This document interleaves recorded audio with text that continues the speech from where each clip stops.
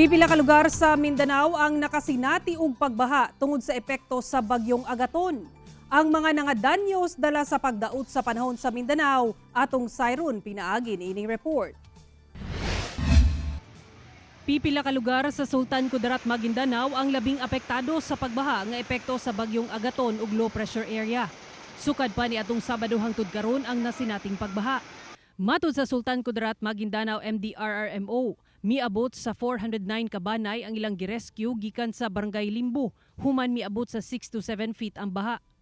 91 sab kabanay ang gihiklin sa Barangay Pinaring. Dugang sa ahensya, milapaw ang Nuling Creek hinungdan nga miabot sa kabalayan ang baha. Nahatagan na og relief goods sa mga pagkaon ng mga apektado sa pagbaha. Gawa sa Sultan Kudarat, nakasinati usab og pagbaha ang Pagalungan, Muntawal ug Pikit sa North Cotabato. 19 sab ka mga balay ang nangaguba sa maasim Sarangani Province human sa kusog nga ulan ug hangin niadtong Sabado. Matod sa MDRRMO, natumbahan ang mga balay ug mga dagkong punuan sa mangga ug lubi nga nangalukat.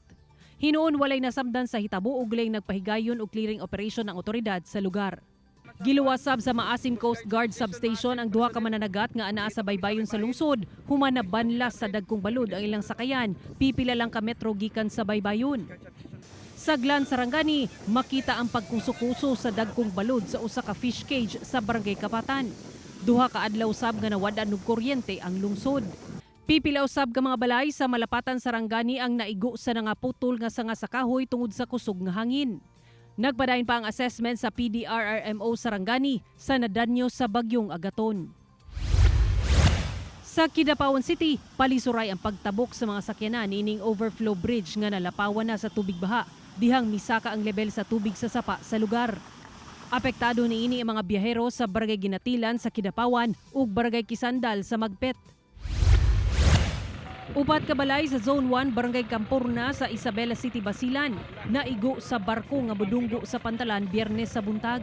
First trip kini sa barko gikan Zamboanga City padulong sa Isabela City, Basilan dihang nahitabo ang insidente. 3 ka balay ang totally damaged ug usa ang partially damaged. Matod sa Isabela CDRRMO, posible kunong nawadaan og kontrol ang kapitan sa barko tungod sa dagkong balod dala sa kusog nga hangin. Samtang suspendido ang biyahe sa mga wooden hull passenger ug cargo vessel padulong Sulu, Tawi-Tawi, Siocon ug Sibuco sa Zamboanga del Norte. Kini tungod sa kusog nga ulan ug hangin dala sa bagyong Agaton. Mga dagkong barko ra ang gitugutang maglawig. Malaki ang swelling ng mga natin ngayon sa dagat. So it would not be advisable lalo sa mga small craft natin na mag-fishing venture, sir. Hinuon pa rin ang biyahe sa inter-island vessels padulong Sulu ug Basilan. Samtang dihang low pressure area pa lang ang bagyong Agaton, nagtala kini og kapin 2.2 million pesos nga danyo sa agrikultura sa Zamboanga City, sumala sa City Agriculturist Office. Ana sa halos 29 ka hektarya sa basakan sa Barangay Vitali ug Sibulaw ang gibaha kung asa 60 ka mag-uuma ang apektado. Nakigalayo na ang buhatan ngadto sa Department of Agriculture Region 9 aron tabangan ang mga apektadong mag-uuma. Dihang gideklara ang state of calamity sa Davao de Oro tungod sa epekto sa LPA sa probinsya, gipatuman karon sa Department of Trade and Industry ang price freeze sa lugar.